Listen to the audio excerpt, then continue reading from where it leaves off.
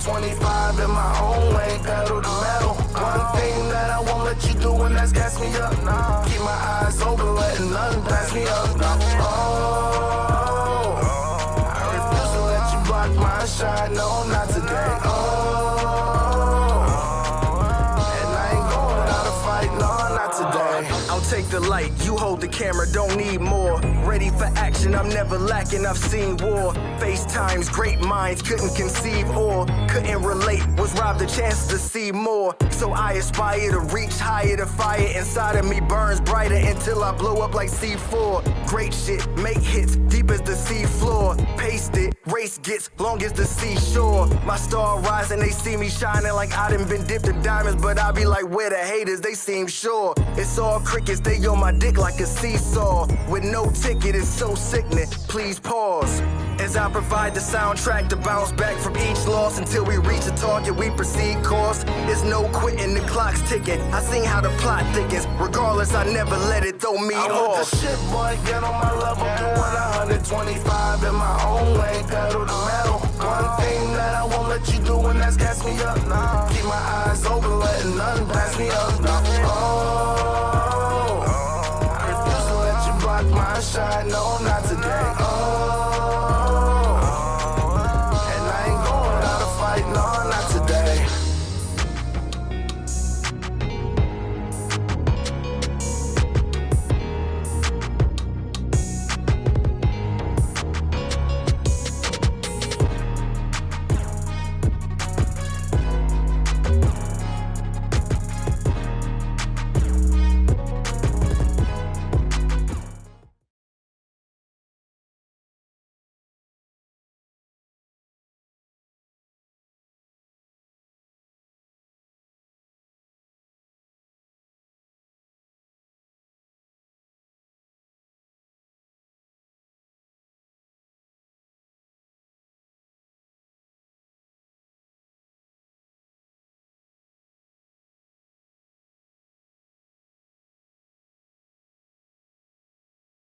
And hey, we would like to thank Paramount Pictures for sponsoring today's show. What's going on?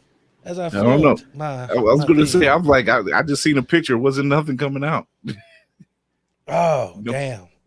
Okay, well, Jonathan Rhys-Meyers stars in the sci-fi thriller White Flight, now streaming on Redbox. In the near future, an artificial human begins to question her reality as memories of her past begins to resurface in a world where nothing is as it seems. White Flight streams right now instantly on Redbox and on demand, and is rated R, and is brought to you by Paramount Pictures. And we would like to thank Paramount Pictures for sponsoring today's show. Right on, shout out to Paramount Pictures. Yes, and you can actually win a copy this weekend. I'm giving away 5 digital codes sometime this weekend. Sunday, Saturday, who knows? You never know. Chris, what's going on? Not much, man. It's Wednesday. What the shit Wednesday? We always got something. Our Tuesday, what is it? Our Tuesday, Wednesdays, and Thursdays always be locked in. We working men out here. And what I mean by that, ladies and gentlemen, is we are seeking sponsorships all across the board. My man over here has got his convention getting ready to pop off for next year. Some things is happening. Conference. Yes, conference. Let's get to him. Conference that might take place at a convention, but it's a conference. Indeed. Yes.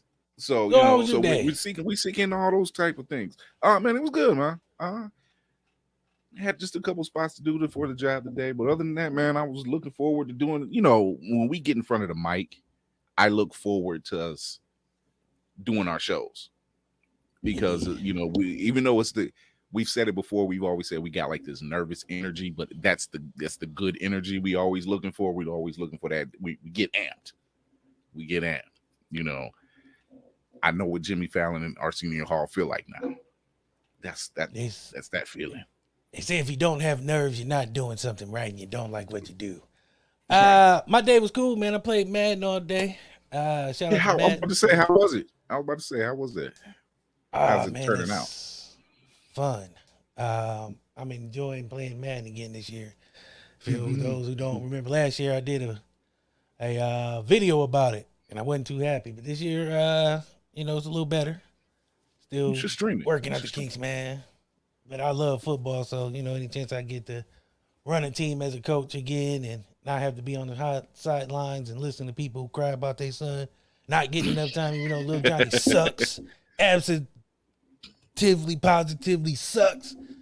But it's Little cool. Johnny's a bastard. Little Johnny's. Yeah. For those man, don't know who Little Johnny is, there's a shit ton of jokes watching. about Hey, Little Mom. Johnny. Hi.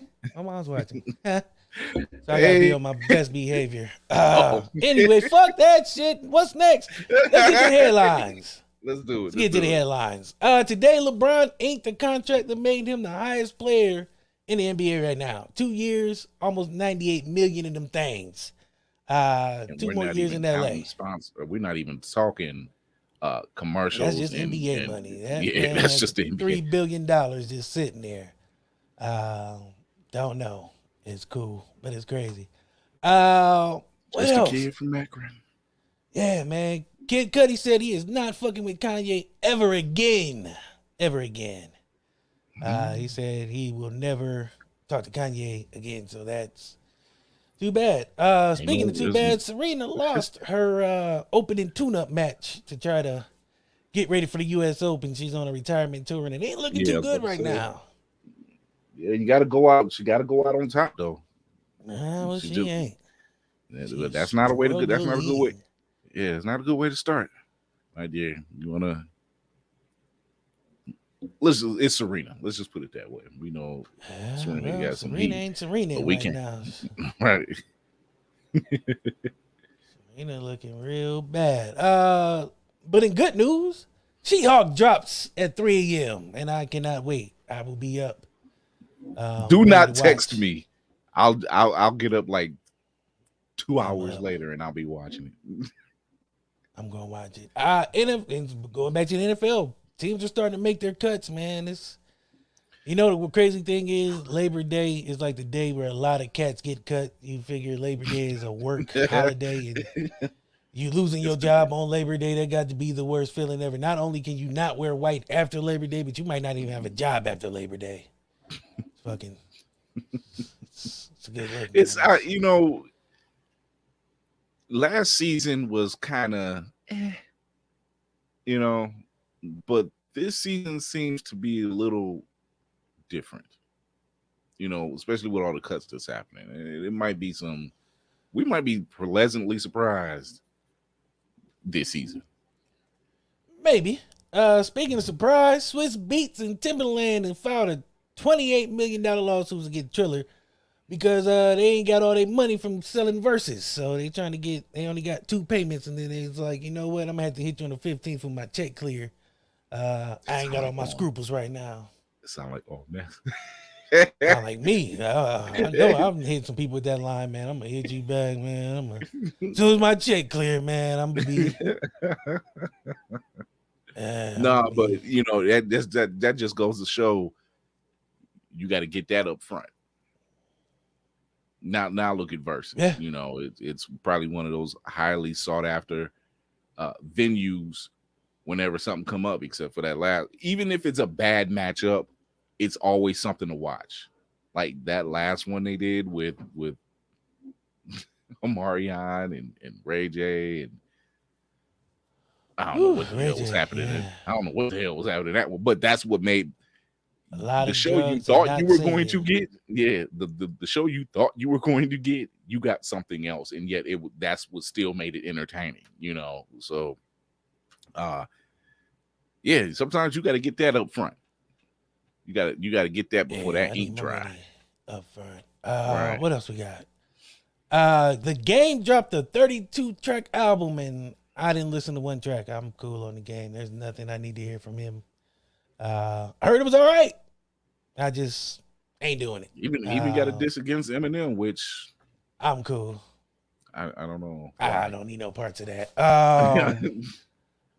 Coming up this weekend, man, the UFC, you got Umas fighting Leon Edwards, and Leon Edwards don't think Kuman is the best ever. So I can't wait to see that, man. I love a good UFC fight. I don't have to pay for it, so it's all good. You know what I mean? Speaking of, I don't know what's in sports entertainment. Well, UFC is cool. I like it. I like to see somebody get their ass whooped. Speaking of getting their ass whooped, Monday Night Countdown added RG Thrizzle to the as an analyst. So I can't wait to him not talk football because he couldn't play football. But you know, it's neither here nor there. He wasn't known for having a good lineup neither, but Man, my man went to super cuts every year. the supercut lineup. That's right. He had the supercut lineup. I don't know what the I'm like. That man's lineup made Zach from Power Rangers look black. It's like nobody pulled that brother to the side and said, "Look, man, here, go see my barber down there and get you together." Did he have a barber? Like, no, if you going to Supercuts. The look you have is like you're looking at a picture of him right now.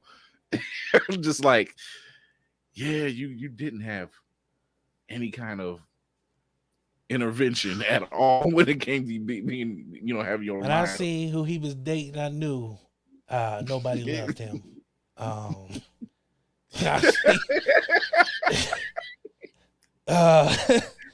And I mean elephant in the room, nicest way possible. When I seen who he was dating, I was like, he will never see another barbecue or black haircut again. Yeah, I'm surprised he got cornrows now. Like the fact he got cornrows now is shocking to me. He must have found some shred of blackness somewhere. Yeah. But shout out to him, man. You know what I mean? He's doing good. His post NFL career is better than others. Some people sitting on the couch. Before that's coming in, I want to ask you about that. Do you think in most cases when it comes to being an NFL or NBA analyst, if they fare better coming from the players, it fares better and their career does better off the field? Yeah, because most of them, like the ones who become great analysts, 9 times out of 10 were shitty players. Mm-hmm. I don't know why that mathematical math works like that, but it just seems like the players who, if they could have took their own advice while they were analysts, while they were players, might have been better. It just, I don't know why it works out that way. You have a few exceptions, Shaq, Charles Barkley, but they do more in studio stuff. They don't do play by play. So it varies for everybody differently. One last thing. I gotta shout out Baker Mayfield. I'm looking forward to the first game of the season this year. I might actually watch a Cleveland Brown game for the first time in my life because I want to see if he's gonna torch his old boss. It's intriguing to me. Like, you trade him to the team that you got to play first, and your quarterback that you got and paid. Oh, he hurt. He's sitting on the couch. He's chilling. But no, it's about to be.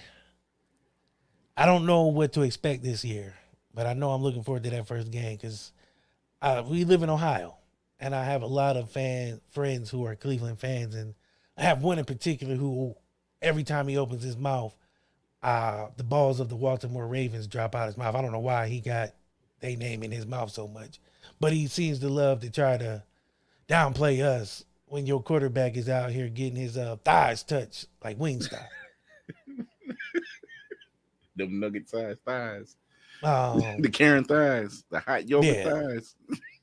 Like, your quarterback legally can't get a massage outside of 32 states. But you got the nerve to try to come at me. Yeah. I mean, I don't get it. I mean, like, you can talk as much as you want, man. It's cool. Like, I enjoy it because I can talk back because you ain't won a Super Bowl since Marion Barry was doing coke. Not Marion Barry. That's the last I've heard. Not Marion Barry. You ain't won a Super Bowl since Al Sharpton been big. You ain't won a meaningful game since ever. Like, I mean, it says, but I don't hate. I just wish them the best. I'm gonna worry about my team and do what we need to do and wish them the best, man. But those are the headlines that I have. I mean, it is what it is. Like, but But there is some things I want to talk about before one of our guests shows up. I made a post the other day. Philosophical question I have as I drive down the road, work in my work truck, and I think about things and things in my head. And the thought that popped in my head was, I will never understand fake love and support. And a lot of people made it about the people. It's not the people. It's the idea that somebody wakes up every day and throw fake support behind a cause they don't believe in, or they, say they care about somebody, or they care about somebody's work, but they don't really care or show it other than when it's convenient or it looks good, or there's a lot of people already liking the post, so they throw their thumbs up on there just to, be a part of the conversation. To me, that it's a wild concept that somebody will have the audacity to be mentally stable enough to be like, I don't really care about what this person is doing, but because there's a lot going on this post, let me throw my thumbs up there in there so people can see that I care about you. When in all actuality, you really don't. And I've never understood that concept. Like, that's a crazy thing for somebody to do that. And I want to understand why people do that. Like, the root of the matter. Because I see it all the time. I think it's because it's so prevalent, especially with social media, that you have people you do have genuine people who are in the social media game who are really about their business, who really about the cause that they're putting forth and everything else. But then you have the other part who are just trying to be seen, they flash in the pan attitude, these microwave attitudes. They want to jump on the hottest thing at that time, and I get what you're saying. I see it, and I watch you seen what I said when I responded to it. It was like I watch people's moves. I literally watch people's moves. And somebody said the same thing. Somebody was like, "Oh, well, that's just what people do." But why is my question? When are you sad? Are you unhappy? Are you genuinely it leads to something. There's some form of there's some form of unhappiness, or want in that particular person or whatever. Like, because some people just like to be glory hogs, or like they got to be a part of that, whatever that is happening at that time. You know what I mean? And I think that's what it is. I think it's a movement of, hey man, I want to ride that wave too, so I'm gonna jump on after the fact. And I mean, that's cool. Sometimes people catch on late. Everybody jump off the porch at different times. It's just, there's some people you can tell it's just arterial. It's just something different that they're doing it for, and it ain't the same. It ain't genuine, and it ain't artificial. You know what I mean? It's fake. Like, I see it all the time, and it's just, I was driving. It was about 8 a.m. I hadn't had coffee yet, so I had to wake myself up, and that's the thought that woke me up. That's the one that did it.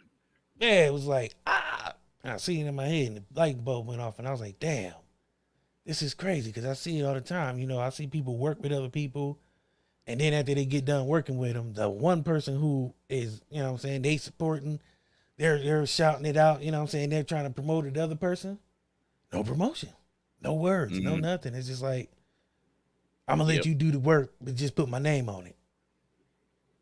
And to me, that's a weird thing. I've seen that often. And like I said, I watch when people do those kind of moves. And I always say, okay, maybe in a business sense, I will probably work with that person on a business side. I don't get my expectations up on it neither. I'm like, okay, if you didn't have the fortitude to either share a post, get behind a cause that you truly believe in, or anything for that matter, then you're just in it for the wrong reasons. Like, we do this. We do our shows because we love what we are talking about. You know, we yes, it'd be nice to get paid. Oh, it's eventually coming. I ain't worried about Yeah, that. yeah. It's coming, but at the same, when within all of that, we still do what we do. We do it because we love it. We don't do it just to be a part of something. I guess you could say, like, oh, I want to be seen. Hey, look at me. Hey, like, no, this is something we like doing. We like doing with the shit. We like doing bird's eye view. We like talking about the shit that we on. And indeed.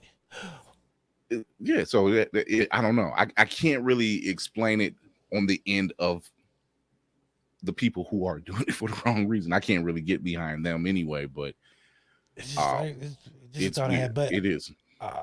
Moving on from that, I do want to give a big shout out and a big thank you to Celeste and Leah Brown, who are two sisters. Lamar Lester. They are Defining Enterprises. They have. Okay, because I'm live. Yeah. Thank you. Hey, glad to see you home.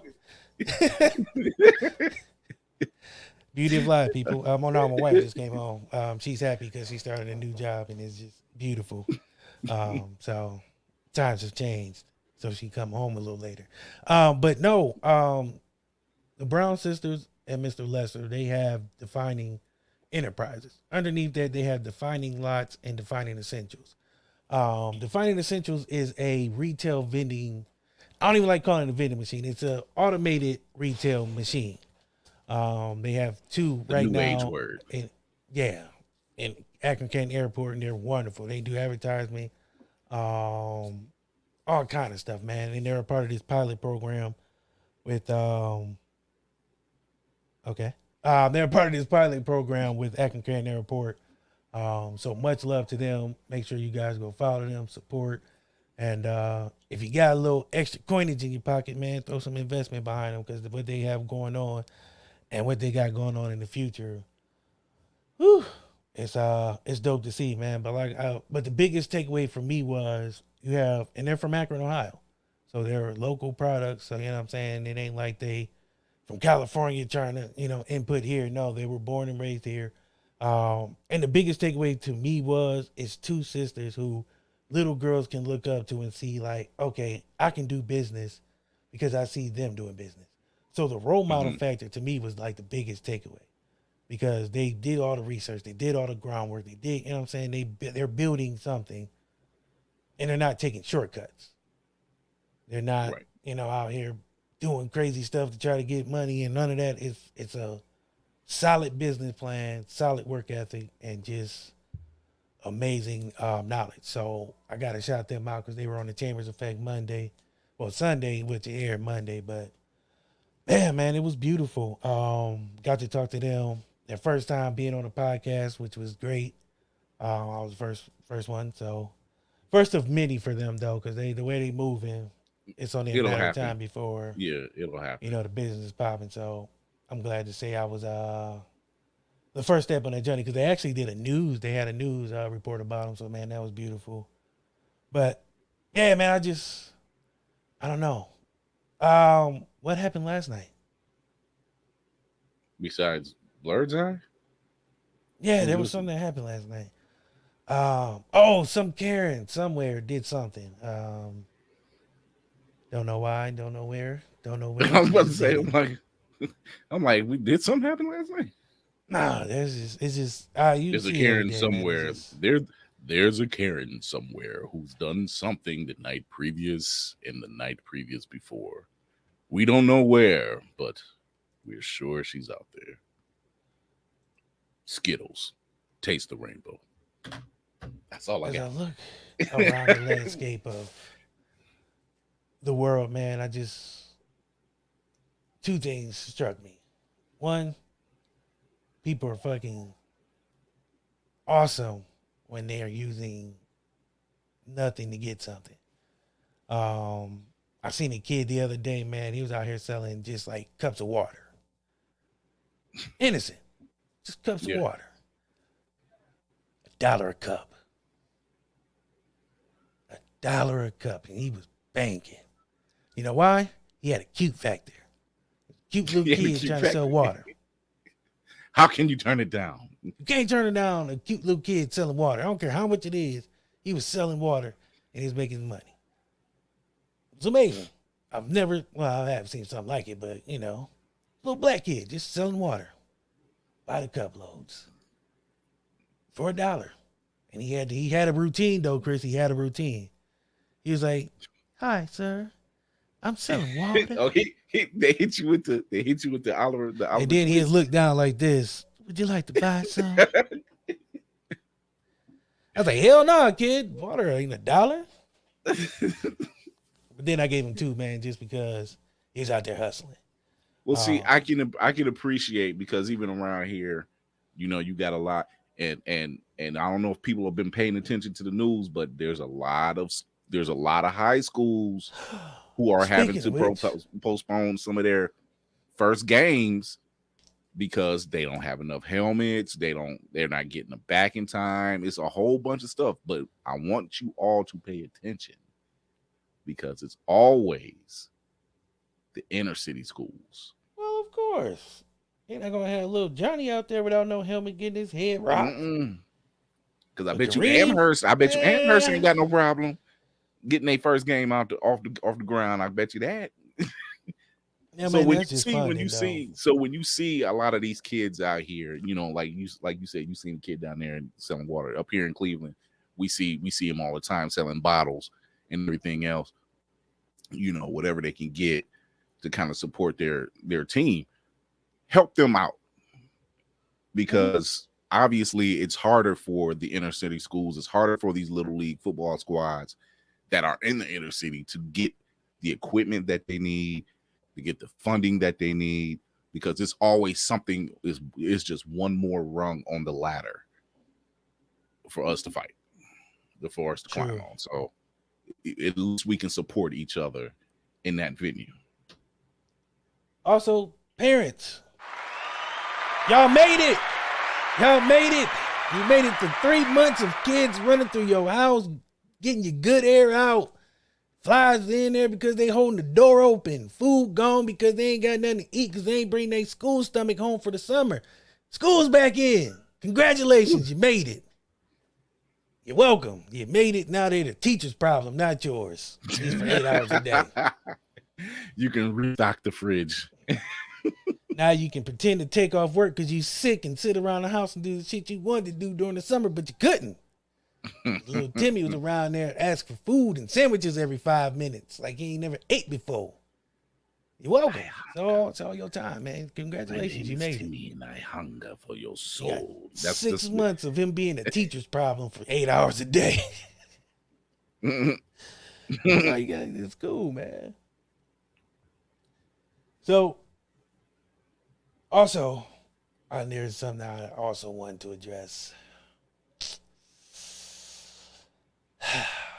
Man, this is gonna be tough. I don't know how to. Well, if it's like a Band-Aid, just rip that some bitch off. No. Sometimes you gotta be gentle.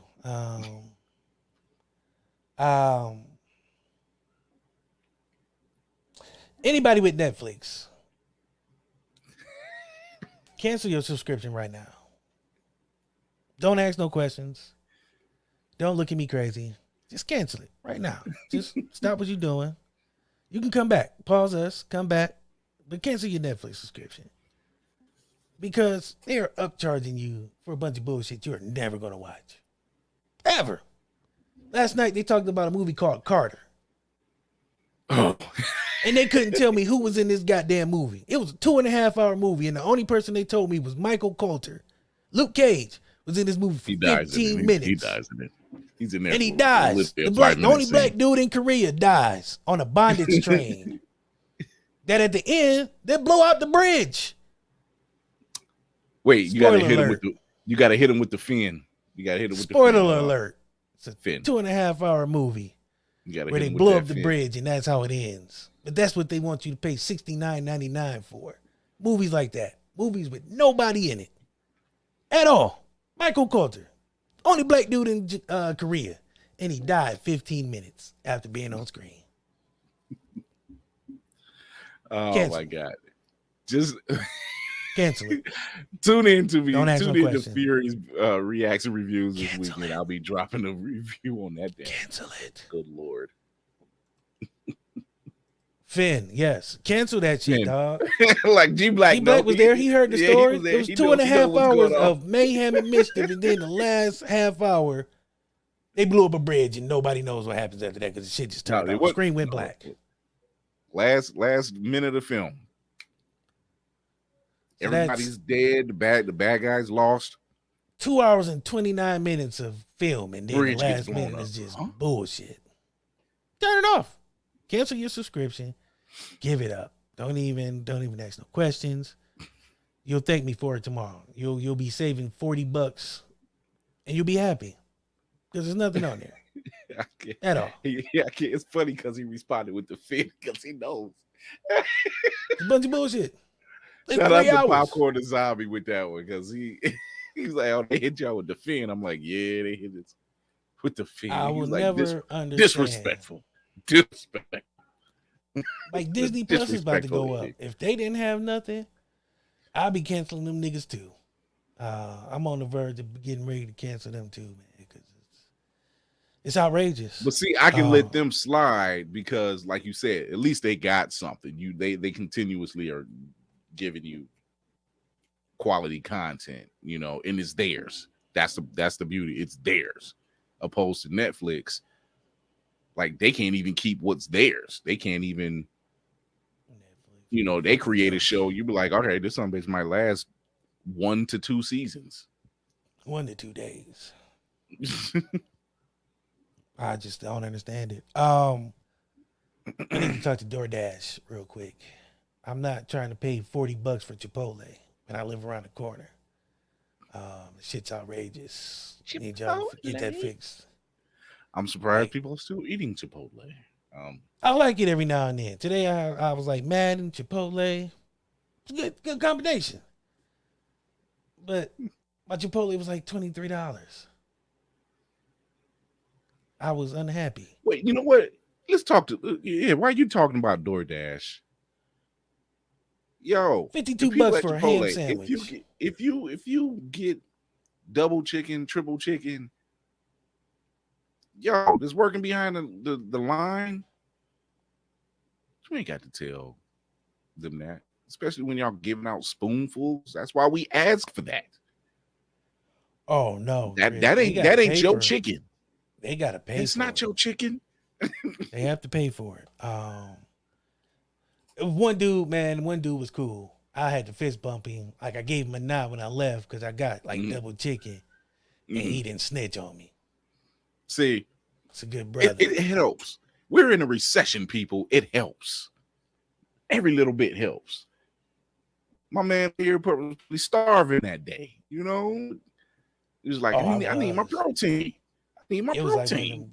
Like one of them late night commercials where they showed a little kid from Africa, man. I felt like that. You gotta hit him. You gotta hit him with that look. You gotta hit him. Like, that little kid look like. I heard angels singing and shit. I didn't know if I was about to die. Like I was. It might have been the TV, but still at the same time, I was woozy, delirious.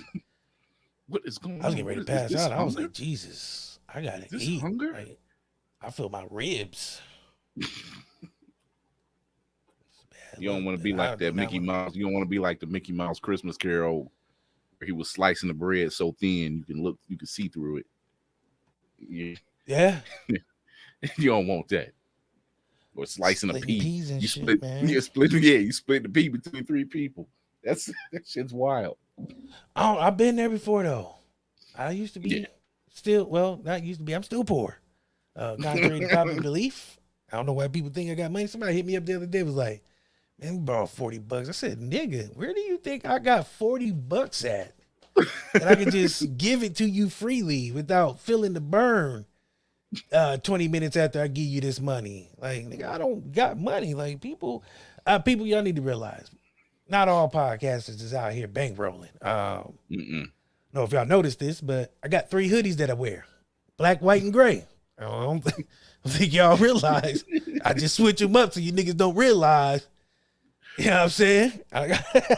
Once again, a recession. A recession. Oh, I've been in a recession my whole life. I don't know. This shit is out here. We just know. And for the record, it's funny you mentioned the $40. That is now the going rate for anyone who needs a ride anywhere. I thought you was about to say something else. Oh no. I'm about to say this ain't that kind of show. You know, Anybody that's the going rate for ass. If you ain't $40 or better. I was like, no, you got to charge higher than that. No. Hey man, yeah, whatever y'all, however y'all negotiate prices out here in these streets, man, I ain't got nothing to do with that. You got nothing to do with it. But no, not people that kind will of ask, thing, like, man. can you give me a ride? Remember there was a time you like, hey, I give you $5 and take me to the spot. I stopped giving rides a long time ago. Oh yeah, I ain't done that in a minute. And then it went like, you got 10. Now you like got 20. Hell, 20 won't even do the gig now.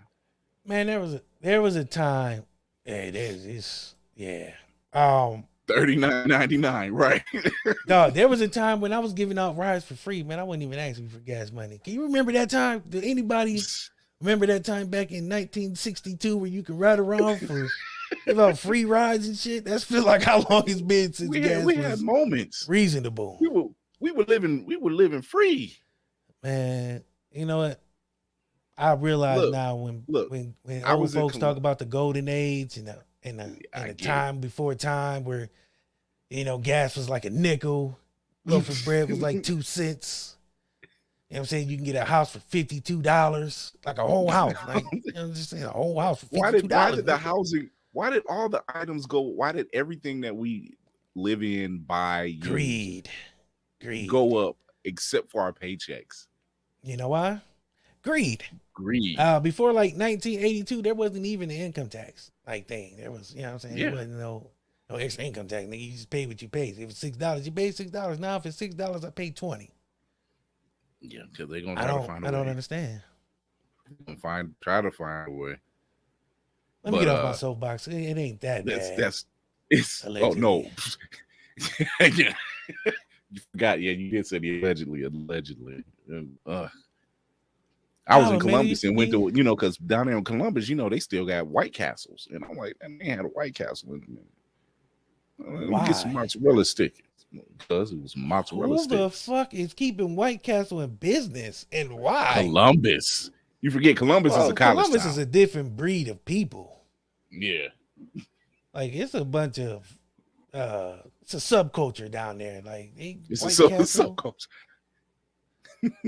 I was surprised to see White Castle. If you eat White Castle, I'm pretty sure you eat rats alive. Like, just I was in Ashtabula yesterday for my job and was shocked because you ain't missing nothing. That was my first time being out there, and I'm like, I hope this is the last. Never been there. Yeah, I've always thought that was a fictitious place somebody made up when they wanted to get out of doing something. Like, man, you know what? I would, but I got to go to Ashtabula.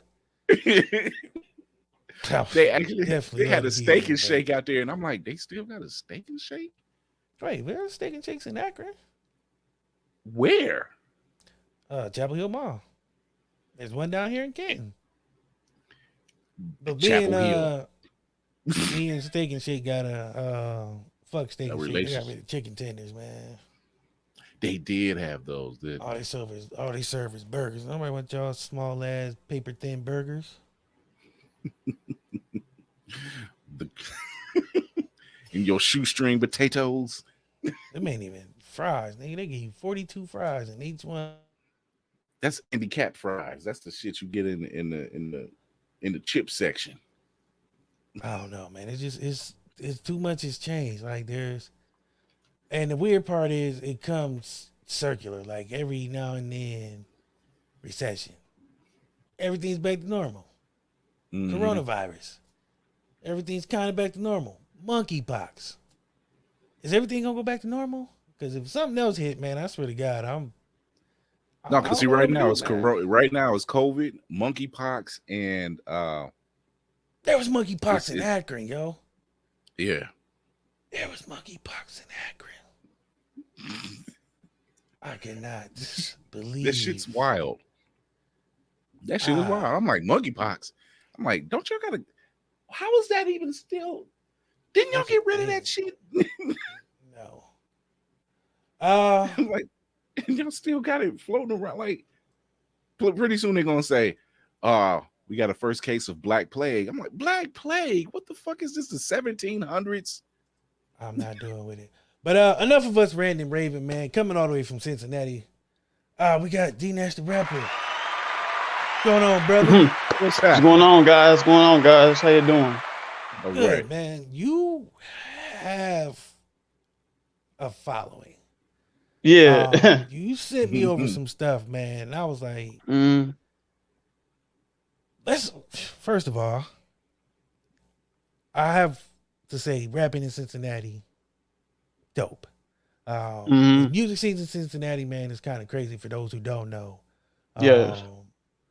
I kind of follow it because I got two brothers who live down there and they're rappers. So there's a lot that goes on down there that people don't realize. A lot. But you have a crazy list of influences. Not really crazy. It's just a list that when you hear a rapper, it's not, you know what I mean, kind of the same. So tell the people your influences before we get into anything. Okay.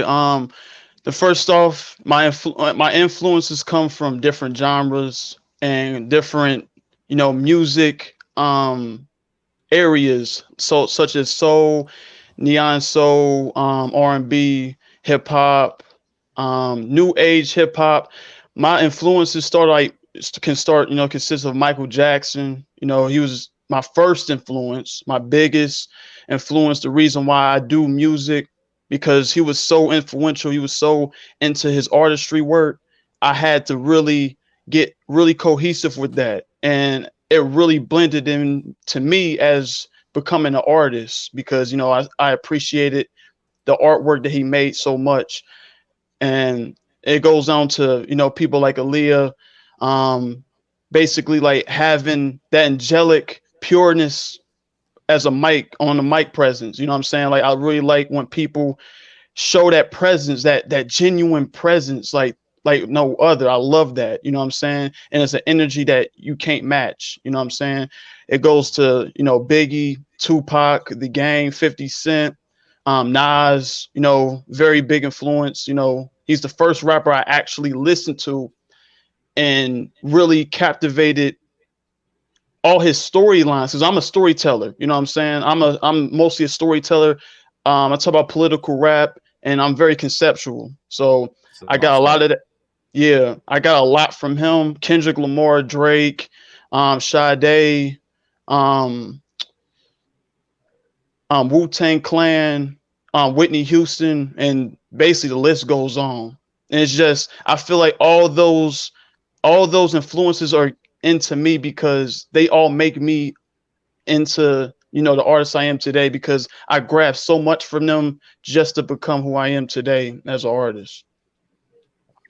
I like the fact that you mentioned those particular artists, and then the fact that you're stating that you're a storyteller, because that's what every last one of those artists are. They're storytellers, and they have a way of weaving the political landscape, the social landscape within a storyline to kind of get you to understand, hey, like, this shit is real out here. This is things going on that the news is not going to tell you. There's stuff that's going on that you might not find out, or there's stuff that's going on that you see on your block every freaking day. So I appreciate that.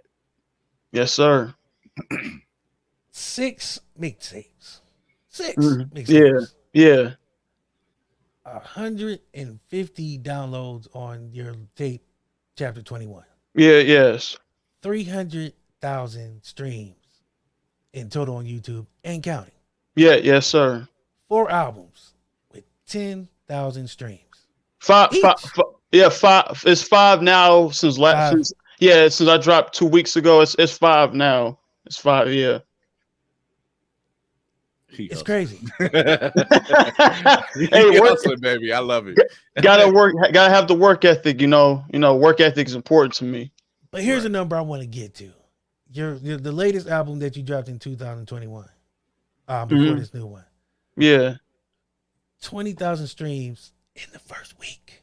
Yeah, that was exciting for me because I never got anything like that on one platform, and it was a sequel to my first album that everybody just enjoyed. It's just like as an artist, when you look at the work that you displayed, you don't really know the effect that you do to people. And the thing is, it's just like when I released that project Timeless, when I made the second one, everybody was very in tune with it. They was like, I can't wait. And they loved it. They loved it. I got so much feedback from it, so much love, and I appreciate it. And and it helped me grow. It's helping me grow because it's just how much people appreciate your art. And that's the whole thing with me. I appreciate how I'm putting my work in and how people are appreciating it. And I'm just really grateful that happened. You know what I'm saying?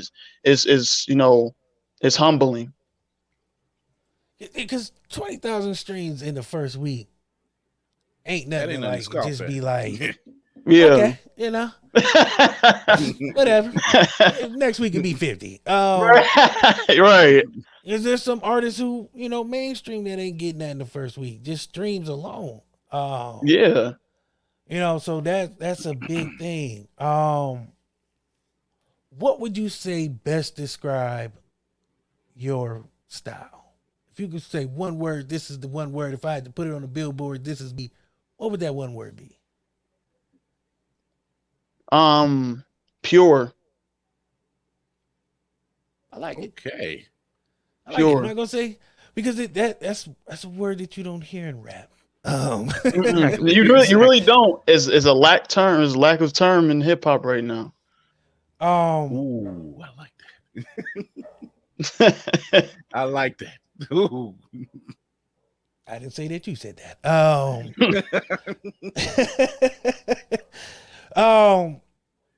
Let's put you on the spot for a second. Mm-hmm. We're gonna do three things. One, favorite album Mm-hmm. that you like. All time. Doesn't matter All time. now, later. Just an album that you was like, damn, this right here is a timeless classic. I can listen to this back and forth all Right. day long. The influence is there. It's pretty tough. I'm gonna give you a toss up right now, but I'm gonna choose one. It's either between Thriller or Illmatic, but I'm gonna have to give it to Illmatic. Illmatic is that one that it just says, yes, this is what hip hop is to me. This is what birthed me into hip hop, because I wouldn't be birthed without hip hop if I didn't listen to this project, so to say. Illmatic it was so vivid. The pictures he was painting with lyrics was just so vivid and descriptive. It made you feel like you were in New York. Nas really just painted that picture for you, and it burst a flame in me, because previously I was a writer. I wasn't a rapper before. Like I was a writer at 6 years old. I wrote my first story at 6 years old, and I started drawing comic books. Like I used to draw. I was just always artistic, but the music side was never there until I actually listened to like Michael Jackson and Nas and so and so. But when I listened to Illmatic, it sparked a burst into me. Can't go wrong with neither one of those. I'm not gonna lie. Yeah, I was gonna say Man. that's a hell of a matchup. And you For can't real. go wrong. You're right. You really can't go wrong. I wouldn't be me if I didn't do this. Sorry, brother. I know the first time we met, man. I don't want to. Worst album you ever heard? Worst. I got you. Sorry. Worst. Hey, it's a couple of them on my mind right now. It's a couple of them. Yeah, I probably ain't heard of them, but there's some new albums that's like I'm not very, very fond of. But I'm gonna throw one out there. Relapse by Eminem. Worst album to me. Relapse by Eminem. I did not. It's like I look up to Eminem. I forgot to listen as an influence. I look up to him too. But that album right there, smack in the face. Like what the hell? You know what I'm saying? That's the worst album to me, because it's just like, wow, this is a legend, and you just gave us this, and it's just like slap in the face. Yeah, Chingy Jackpot still is Mount Rushmore the G worst. Black. When that nigga said, "Give me what you got for a pork chop," and we actually was vibing to that shit like this, you know what I'm saying? The fact that we let that nigga slide on that, we That's a all problem. deserve better. That's a problem. That's a problem. We all that's when I knew whoever was doing this shit when he said that, nobody Yeah. didn't know music. We our musical knowledge was trash. That shit. We let that nigga slide with that. I'm gonna repeat that. This nigga said, "Give me what you got for a pork chop," and niggas was like, "Yeah, give me what you got for a pork chop." Shit, you heard Chingy, Man. and we was all like, and some people was like, "This nigga said that." Nigga next to you bumping your elbows and shit because he. Shit was weird. Man. And it was, and they just thought it was the greatest thing ever. Best line ever. Niggas was saying that lines and talking to girls like, "Yeah, girl, give me what you got for a pork chop. Come on over." That's as bad as Niggas had you literal see that pork nigga with chops. his aluminum shoes. Top, if you had to do a Mount Rushmore artist, who would it be? All time, all genres. Yes, sir. All genres. All right. Yep. All right. Michael Jackson, Nas, Marvin Gaye. I'll throw in. I'm gonna throw. Man, who are? Shit. This is kind of hard, man. It's kind of hard. it's Whitney subjective. Houston. Boom. Whitney Houston. Stevie Wonder. Oh, Stevie Wonder in there. These are some very, very classic How old is he? artists he's 42? throwing up there. Like when you mentioned Marvin Gaye, Hey, 42. Hey, 26, man. My dude G Black, he's a rapper here from our hometown. What would be a good place if somebody was like us, new to you? Where would you want them to start as far as getting in tune with your music? I would really want them to basically, get into the storyline because I'm very, very, conceptual and I like to put things in chronological order. So like I would want them to go understand the story because through these albums, it's a chronological order where the first part of my life where I see a perspective and I basically go through it, I'm reflecting on it, and then I go back and I reflect on a reflection I had and see where I grew from it. And then in some of the albums, I do kill my former self to show that I've grown and I don't want to go back to that person again. So I'm showing growth as time, reoccurs every year. So it's just a different experience, different vibe. I really want them to be into the albums, not really the mixtapes. I have a lot of mixtapes, but I would love them to be into the timeless albums that I basically dropped. Timeless 1, Timeless 2, Story of the Gifted. I even have an album called The Lost Story. Everybody that's very pro-black and understand political rap, I would love y'all to check. I would love y'all to check that out because it's nothing but 100% political rap about pro-blackness, about understanding the black man, the black woman,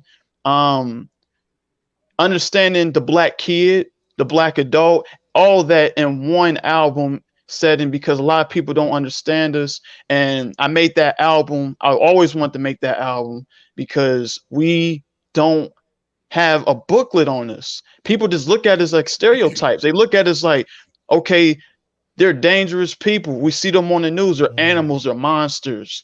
And the thing is, understand the origin, understand the background, why this happened. So I put this in this album, The Lost Story, because all of us have lost stories. Our race is a lost story. We don't even know where we come from. You know what I'm saying? That's why that title to me is so bold. Mm-hmm. Mm-hmm. I ain't gonna lie, brother. You surprised me. In a good way though. Right. Because that was deeper than I thought the answer was gonna be. But that's why I like doing this. Because any preconceived notion you can have about somebody goes out the window. Yes, sir. meeting you for the first time. We spoke which cats out the bag, people. His mom was actually on the show last week, so there's that. Yeah. So it's a family affair, man. We like all people here. So, but no, that answer was the right answer. I never like to say there's a right answer, but that was the right answer. Like, and that makes me now I got to go listen to it. Yes, sir. Because that picture you painted just lets me know, like, you passionate. Yeah. The passion is there. Yes, sir. The vibe is there. What do you think is missing from music, in your opinion? Let me If think. there's anything, because some people think music is fine. What's missing from music is, I say, originality, individualism. It's a lot of carbon copies of things. Nobody wants to be themselves. There's a lot of carbon copies because there's a monetary gain behind that. So I think originality and individualism is what's missing in music. We don't have that no more. Everything sounds the same. Everything's aligned the same. Everything wants to be the same. And it's coming into, an amoeba of mashed up bull crap. So everybody doesn't want to do what they want to do, but the people that do are actually feeling free. They feel good and they're doing what they want to do. But guess what? They don't get the shine. They don't get it. The amoeba gets to shine because it's the biggest thing you see in our faces. I was going to say, to piggyback off of that. I was going to ask you, do you see a light, I guess, at the end of the tunnel where there's artists such as yourself? Yeah, what's that? Before you finish that, I just want to let that answer breathe for a second. Just, I want people to soak that one in before they hear something else, because it needs to be said. It's moment of silence for the amoebas. All right, go ahead. Ask your question. No, I was sorry. A moment of silence for the amoebas. No, but do you see it like a light at the end of the tunnel for artists such as yourself, who are out here, Kendrick Lamar's and everything like that, who are making that path, making that tidal wave of music that's saying, that's all cool, but you need to see what's happening right here. And it's happening in your face because you're blinded. You're blinded right now. And by the time you are able to see, it's going to be too late. To be honest, there is a light, but the gap is closing. And the more that the gap is closing, the more we're not going to see the light. And, further on in history, the light is not going to be shown anymore. We're going to be seen as this, like I said, the amoeba is going to get bigger and bigger. There is not going to be any true speakers. And they're dying anyways. They're dying early. Just look at the people we have now. We have the true people that are the purest in our genre are dying early. Let's just say, AKA Nipsey Hussle. He was one of my, let me throw him in there too, because he's one of my biggest influences when it comes to the mindset, when it comes to this business and the music industry.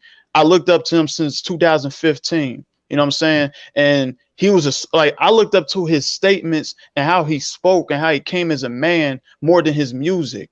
Surprising as that seems, I respected him and basically his drive through this music and keeping it real and keeping it as himself and not trying to be like this and like this.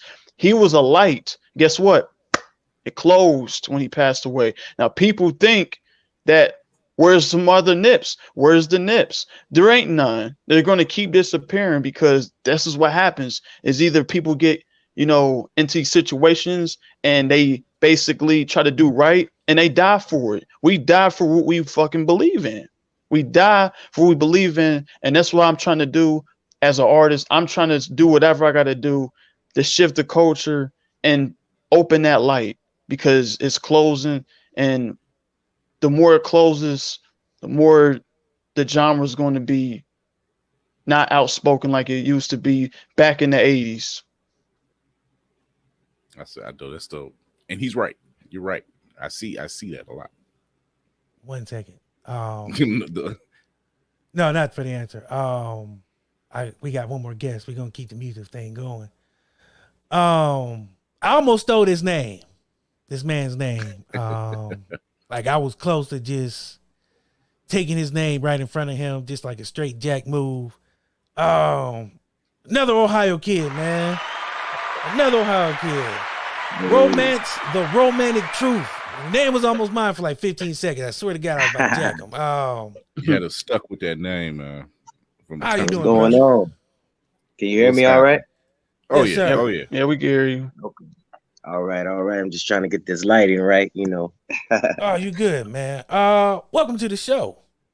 Thanks for having me. Thanks for having me. Glad to have both you young brothers on, man. Music is the word for tonight. What's going on, D Nice? D What's Nash? going on? What's going D on, Nash. man? Doing great, brother.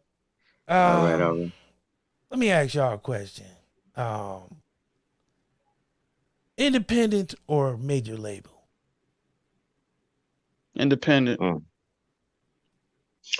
I'd say independent as long as possible, but if it makes sense, then you can transition to a major. But like I said, I feel like once you have ownership, as much ownership as you can negotiate that. It depends on how broad you want to go. I think it's great if you can stay independent and you can have like-minded people that will come in and you can work together and grow. But as far as I'm not necessarily against working with like corporate or majors or whatnot, but definitely not right off the rip. The more you hold out, the more you can negotiate. So I think that's the way you got to look at it sometimes. Mm-hmm. Do you think there are more artists who are recognizing that independent, when you have people like Chance the Rapper, realizing like independent just might be the way to go? When you have artists like Snoop Dogg finally getting Death Row Records and basically getting not just his masters back, but the masters of the artists who were on there and giving them back to the original artists. When you see that type of stuff, do you notice that artists are recognizing that it doesn't pay to go to the big labels in so many ways? You fare better going independent. Do you see more of that happening? Go ahead, sir. Well, honestly, I see more of it, but it's a small amount happening with it because I'm gonna explain some things. Like 21 Savage, for example, a lot of people probably don't know this. He has an admin deal. That's probably one of the hardest deals in the music industry to get, is to get an admin deal. Every artist wants an admin deal. But at the same time, the admin deal is you get 95%, label gets 5%, do a joint venture with a label, you have leverage, you keep masters and publishing, you just do a joint venture with the label to get your album distributed. More artists don't understand that once they have leverage, they can do that, but they're so blinded and they just want money paid up in front and they don't want to do the hard work. They don't want to go to that. They don't want to go to that direction. Instead of just working hard and stop being so motivated by the money, because that's the thing, is money, because everybody wants money. So the thing is with the independence thing, I would stay independent, but I would do a joint venture myself personally. I would just do a joint venture because the joint venture, they'll just distribute your music. They'll promote you. They will never own your publishing, masters, none of that.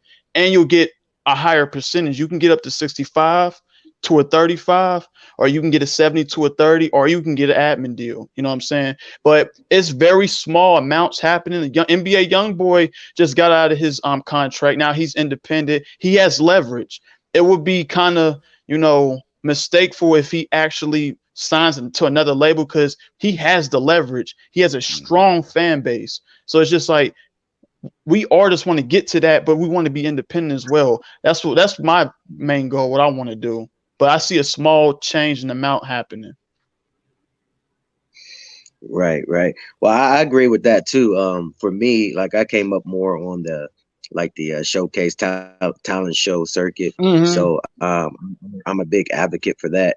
So like some of Mm-hmm. those national shows like America's Got Talent, American Idol, and all that. Right, right, A lot of right. those deals, when they first came out, they they didn't really give the artists that much. It was like the standard deals, but one thing they did give them is national exposure quick. So as soon as Mm-hmm.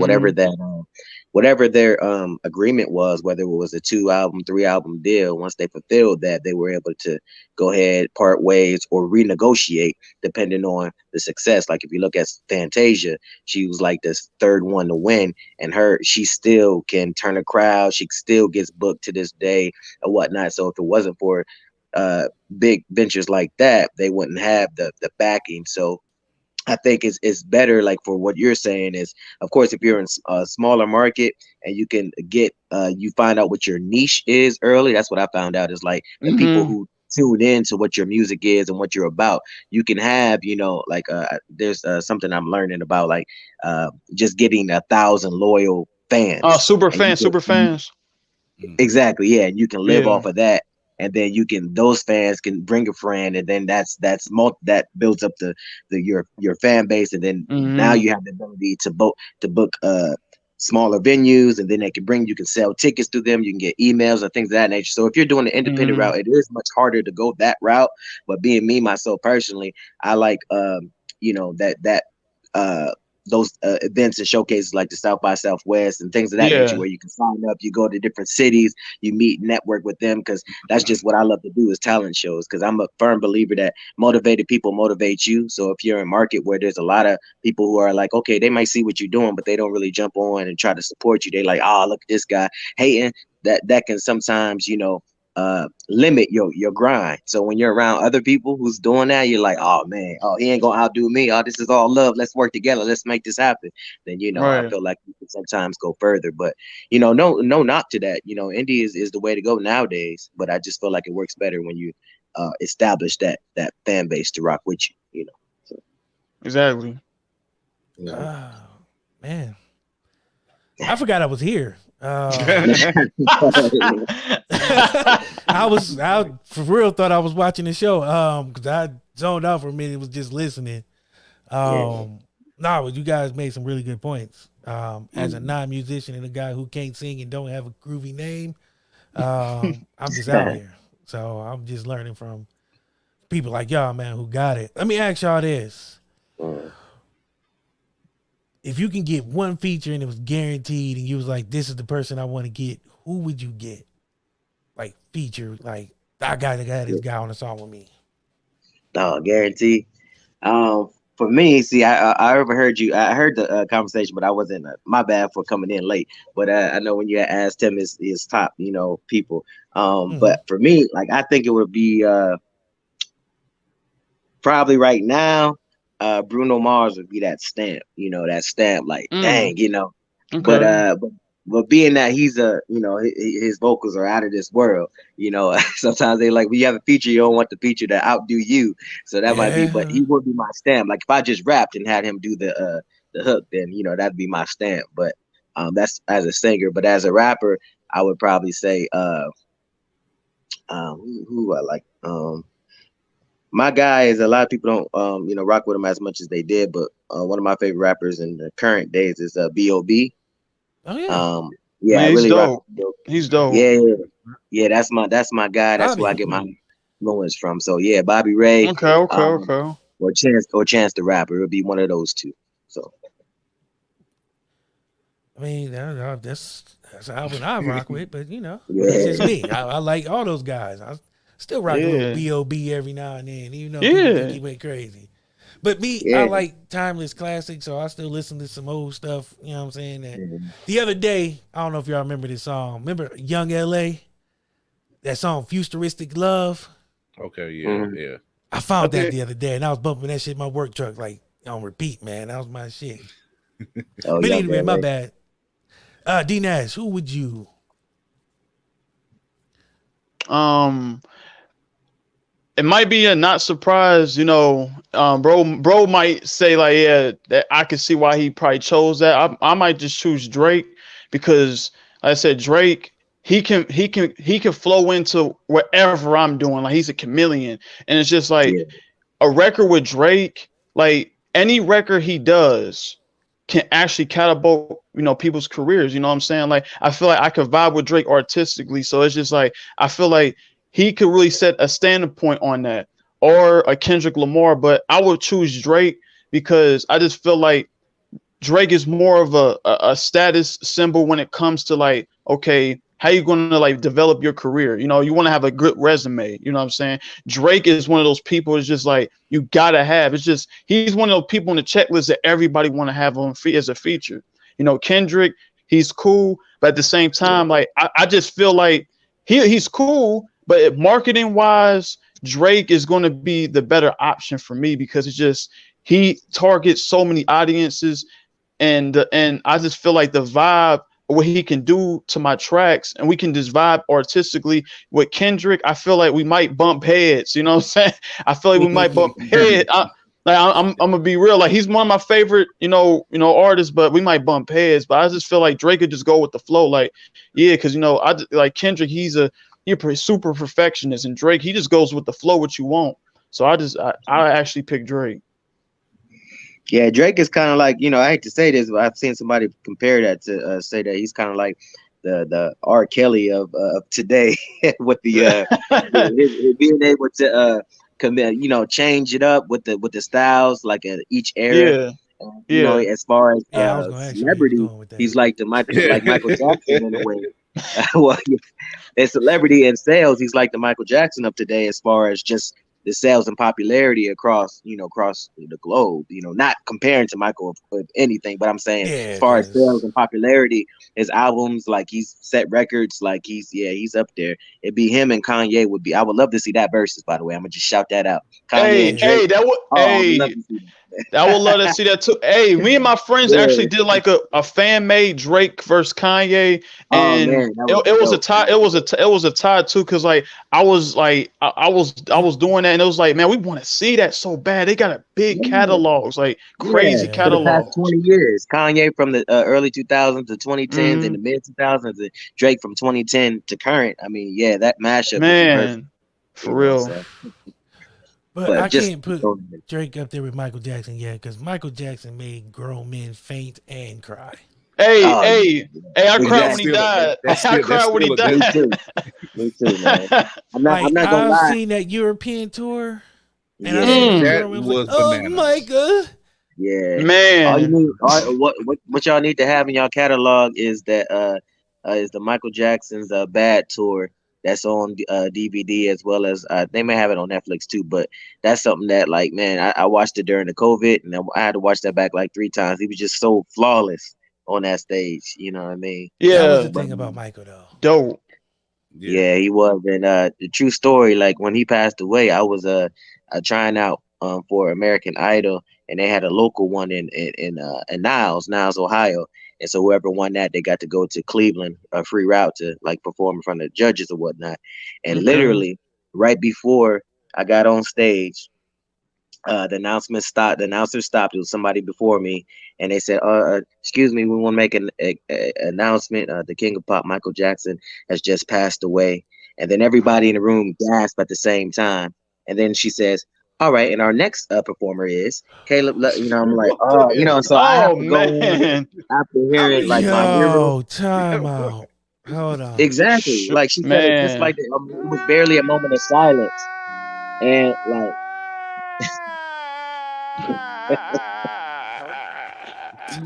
exactly. That's what I would have did. I had that moment. Time out. You really want me to go on after you just told everybody Michael Jackson died? I'm supposed to follow that?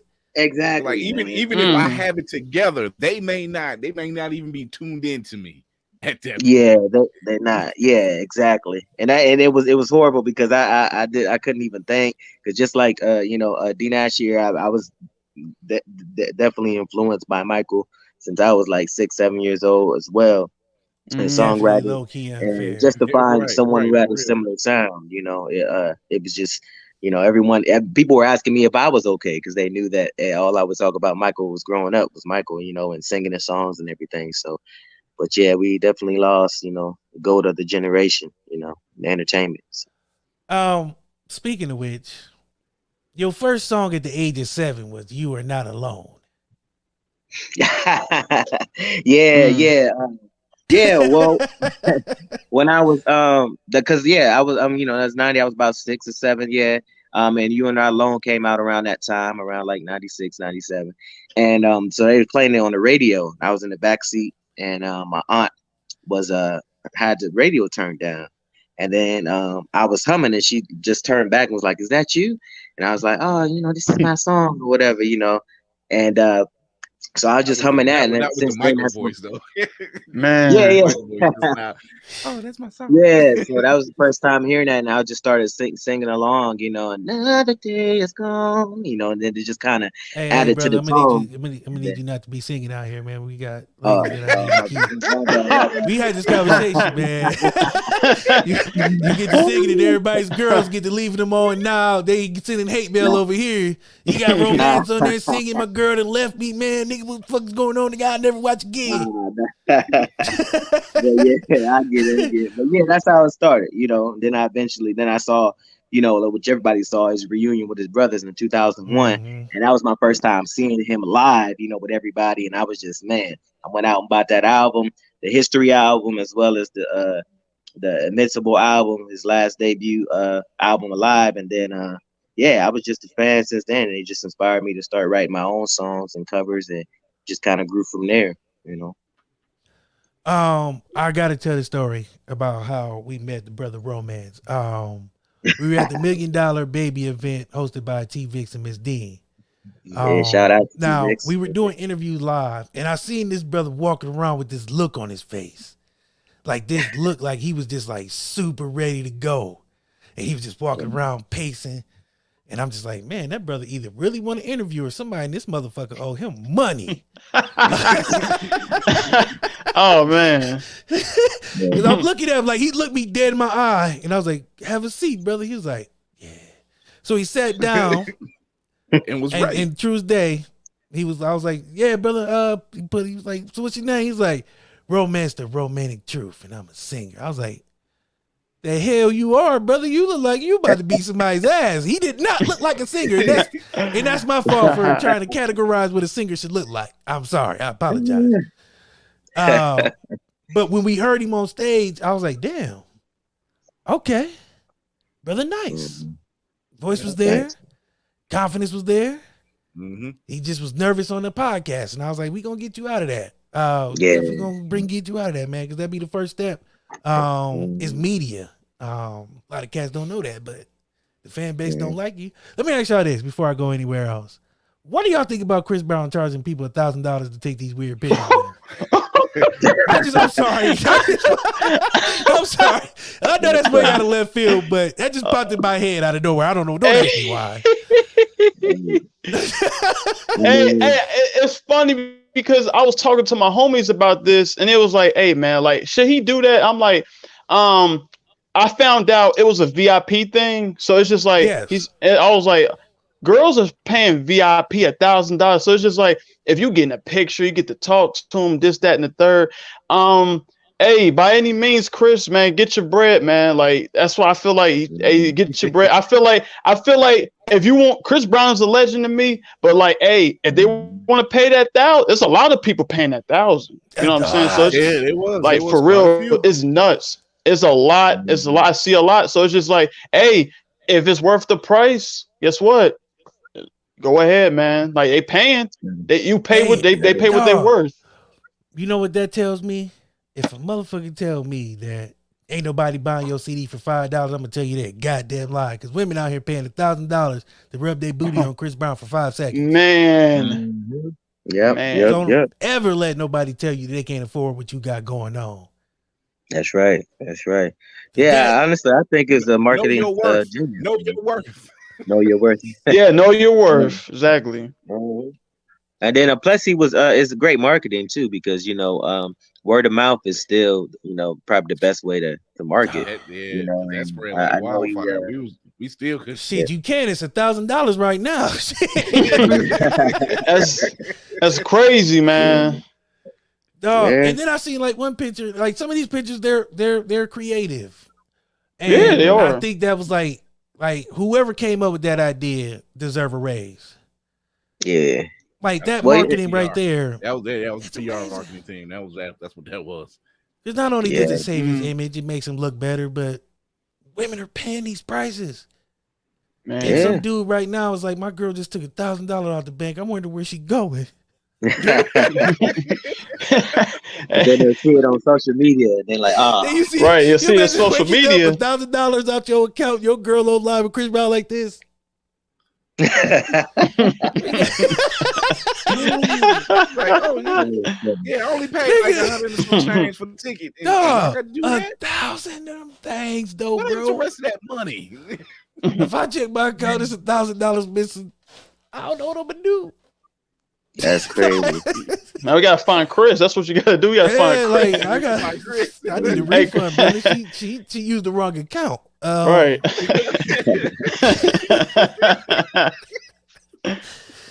That was Hey, my money, man. So Like, once no, a you once in a gotta do lifetime that. thing. So. You gotta do that like that LeBron meme when he went ahead, just put his glasses on, grabbed his little bag, and walked off. And left. Dip. Little Oh, Merce. yeah. It's Exactly. little Merce. Right. Ohio music. Mm. Cincinnati, Warren, kind of polar opposites on the map. Mhm. I'm not sure because I failed geography or whatever that class is where they teach you maps. But you're not in Ohio no more, right, brother? Mr. Romance, you down in Atlanta still, right? You back down in No, Atlanta? I'm well, my residence, yeah, it is in Atlanta. Like I'm still a resident there, but I'm temporarily back in Ohio, so I'll be here for at least a year, and then I'm going back. Yeah, so I'll be Yeah, I don't rocking know, out man. with you guys, and maybe I'll come down to Cincinnati. You know, we have to get some shows or something, man. You know, collab. Yeah, or whatnot. definitely. I'm Why definitely not? trying to touch base. you know. Why not? Yeah. Let me ask y'all a question. Why not? Hey, Let's you know, we network. got the vibe. We got the vibe. Let's I network. know somebody who can know Mhm. somebody who might be able to exchange information for y'all, man. Some ugly dude, man, Okay. whose wife just Some took ug- $1,000 and out here Yeah. No, but man, that is dope, man. I enjoy seeing that. But let me ask y'all, Ohio music, where do y'all think it ranks? And where does the best sound come from? Well, I think most of our the sound is based off of like a lot of bands, you know, like was Yeah. it like the Gap band, right? It's from here. Yeah, you got band, Ohio Ohio players, players, Ohio Ozzy players, Brothers.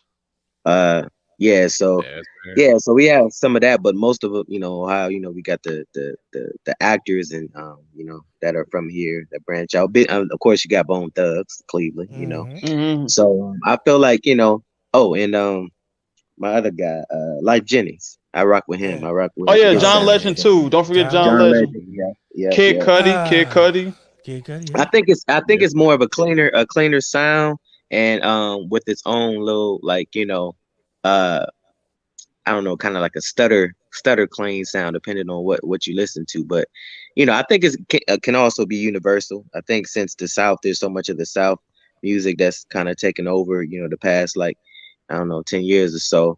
Yeah, it's more saturated with that. But you got artists out of Chicago, so you know. But Midwest, you know, we definitely gonna make a comeback. You know, as far as bringing it back up this way. You know, you got to have diversity in the market.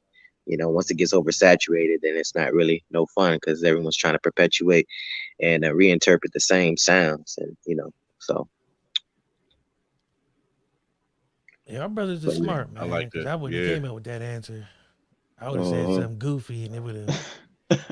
That's just me. Plus my But music yeah. knowledge is. But that's why y'all students of the game, man. That's why I lean on Mhm. people like y'all, man, who are students of the game, man, who study, man. Because I can tell both y'all do. Just based off the influences, just based on the sound, just based off just talking to y'all. You know what I mean? And that's what I enjoy about this show, man. Being able to talk to, especially young brothers who are trying to do it the right way. You know what I mean? Who have the knowledge, who have the talent, who are really trying to work to make it. And that's what's going to make y'all better. Yeah. Because it's that grind, man. It's that I did it my way that really makes you appreciate that journey. Right. So, and I feel like both y'all going to do it. Right. Like I said, just speaking to both of y'all, man, and just seeing the passion, seeing the knowledge. Because you got to be a student or something. You can't play sports if you've never studied sports. You know what I mean? You can't Right. just jump Yeah. out on the field and Right. expect you about to be Joe Montana or whatever that nigga's name is. My But because you can't. Like, you can't be a doctor without studying. You can't just walk in the operating room, you know what I'm saying, fresh off the streets with no knowledge and be like, all right, let's cut this nigga open and see what he got going on. Like, it just Right. don't work that way. So a lot of people don't realize that you need to study. We had, who was that, Chris? Law. Yeah, Law. yeah. Our guy, his name Law. He goes by Planet Law. Planet Law. He's been doing it for a long time, with some of the best, Smokey Robinson and all that. And he said the first thing they told me was study the music, study the notes, study your place. Like you said, finding your niche, study, your sound. Like what notes can you hit? What can't you hit? Because everybody ain't meant to do that Usher, watch this and then, that shit. No, everybody ain't meant to do that. Right. See, I can't do it, so I ain't gonna charge you. I ain't gonna hurt your ears like that. But you gotta know what you can do. Know your limitations, because everybody can't get out here and start Jennifer Hudson riffing and all that, man. You know what I mean? Some of y'all gotta be Beyonce, but whatever, man. That's what I'm saying. You gotta do what you gotta do. Just know your lane. Everybody can't go twisting super fast rap, and you know what I'm saying? Right. So you gotta know what your limitations is. So that's why I look at y'all and I say, y'all know what y'all can do. You know what I'm saying? Y'all push y'all limits. Gotcha. And then, sometimes y'all try something new, and that's cool.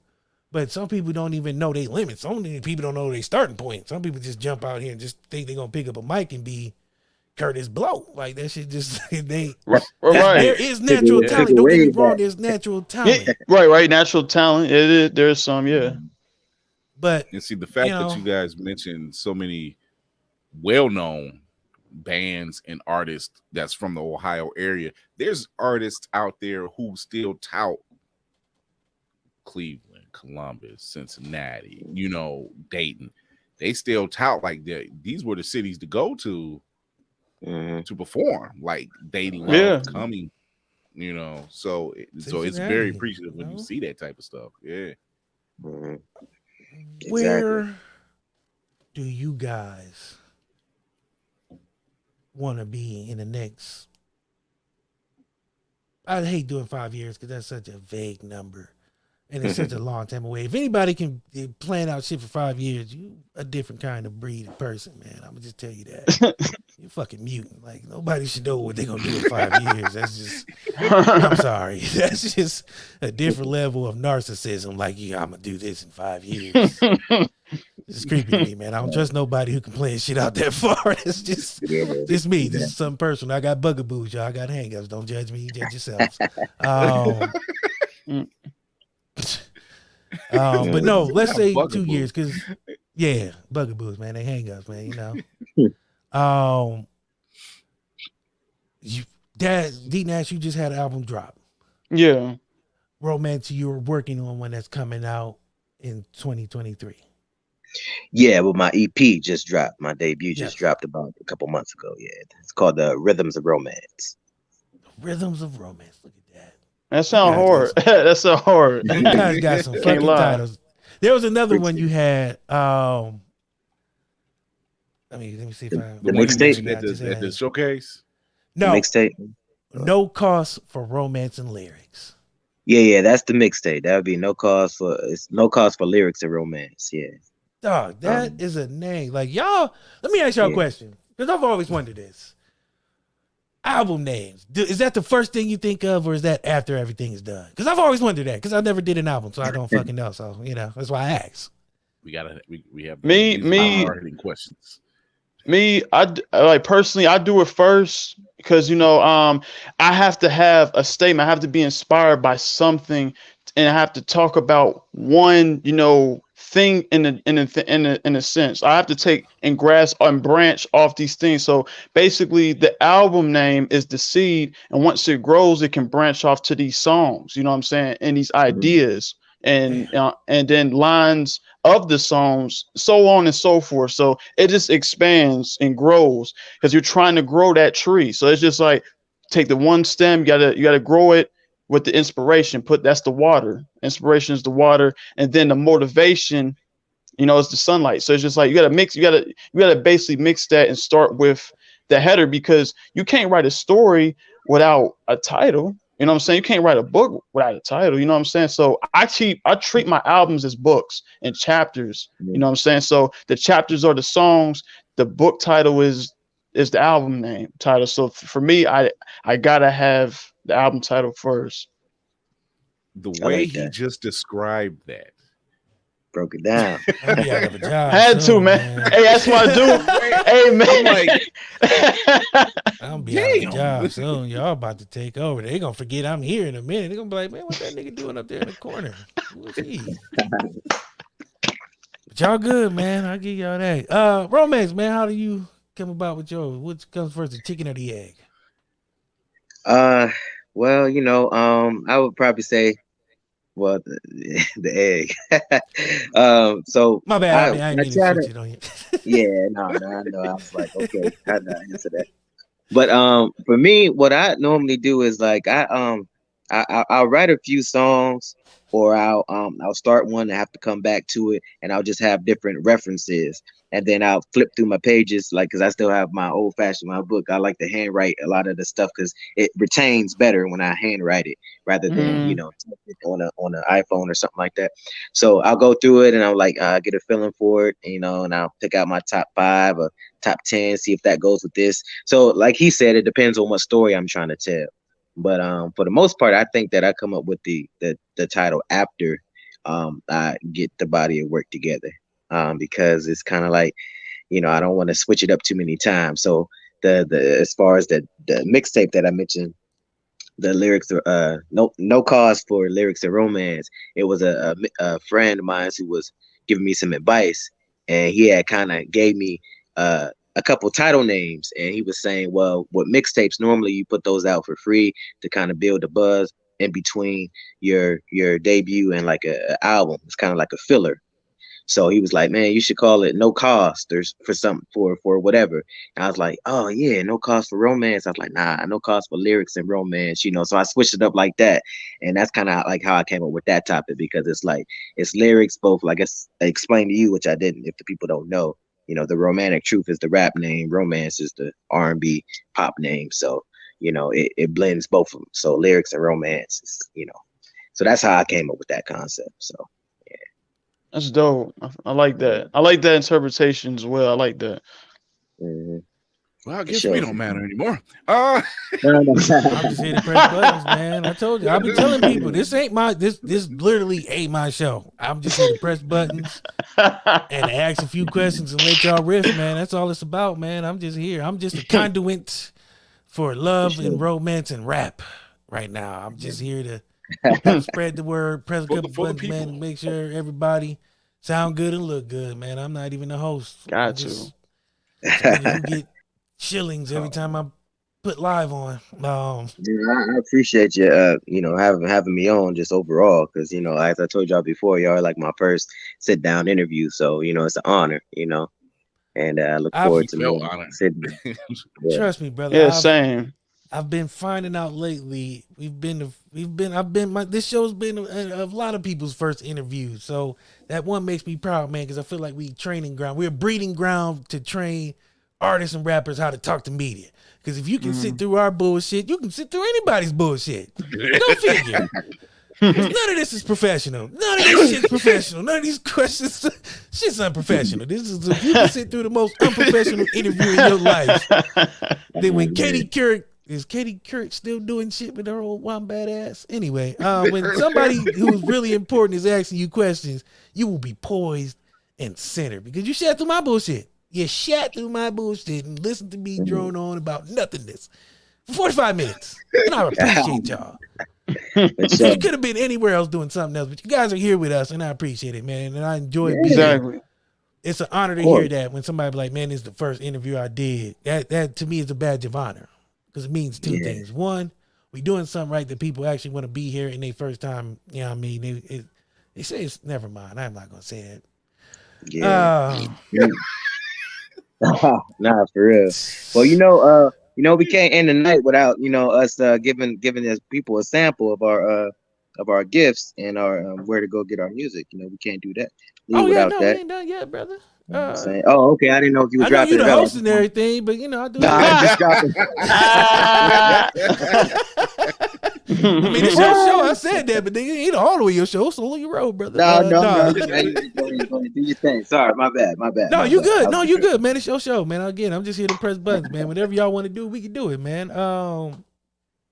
But yeah, there will be done. I will make sure everybody get your guys' social medias, and they will be in the audio description. So I'll make sure that. But I mean, if you guys want to give a sample, I mean, I got time. Yeah, that's right. I will let Romance do it because I can't do it right now because I'm on the phone. My speaker broke, so I'll let Romance take the show right now. I'll see what he got. Go ahead. Okay. I'm gonna go ahead and let me go ahead and do this real quick, brother. Let me. All right. Hold on, wait. Well, before you do that, hold on. Let me get you. There you go. The stage is yours. Welcome to America. What the shit All I right. know. Cool. All right, so those watching, of course, I go by Romance, the Romantic Truth. That's ROMANCE, the sensitive guy of pop, hip hop, and R&B. That's the Romantic Truth, abbreviated TRT, the gentleman of the industry and the rapper of chivalry. So the song that I'm about to do is called Fallen. I'm gonna just give y'all a sample. It's on all streaming platforms. Spotify, Apple, iTunes. Just look up Fallen, Romance, the Romantic Truth. Vibe out to the EP, The Rhythms of Romance. And here we go, Fallen. Fallen. I can't believe, but I must admit that I've fallen. Try to fight it, I try to run, but I'm falling. I'm a hopeless romantic. No, I don't understand it, but it don't change the fact that I've fallen. No, I hate to say, but I must admit that I've fallen. Oh, I tried to fight it, I tried to run, but I've fallen. I'm a hopeless romantic. No, I don't understand it, but don't change the fact that listen, let me clear my throat. Gave the pen to my heart and the song I wrote. If I ever fall in love again, I might choke. Ha, look at me. Guess life's a joke. She was short 5'2", just what I like. Like the movie Love Jones, poetry on sight. Trying to free the blues in the front. Funk in the right. She may be my knee long, Mrs. Right. So I terminate the mothers like a job at will. Shaking when I see I can't sit still. Never even touched, but she affected how I feel.